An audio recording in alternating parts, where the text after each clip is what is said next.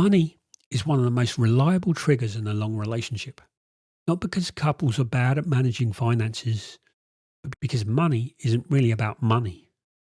It's one of the places where two blueprints meet most directly, where the values and fears that each person assembled before the relationship begin to show up in the most concrete, undeniable form.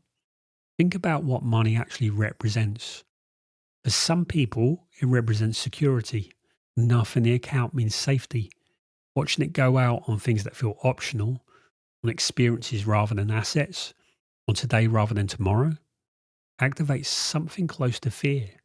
Not a rational fear, fear that was assembled from something real. Family that struggled, period of instability, the conclusion drawn early and filed away as fact that financial security is something that you hold on to because it can disappear. For other people, money represents freedom, the ability to live rather than defer living, to experience things while you can. Holding it too tightly means living inside a version of scarcity that never quite arrives at the life it was saving for. Neither of these is wrong, but they produce a collision every time a financial decision has to be made. And the collision isn't really about the specific decision. It's about two different answers to the same underlying question. What is money for?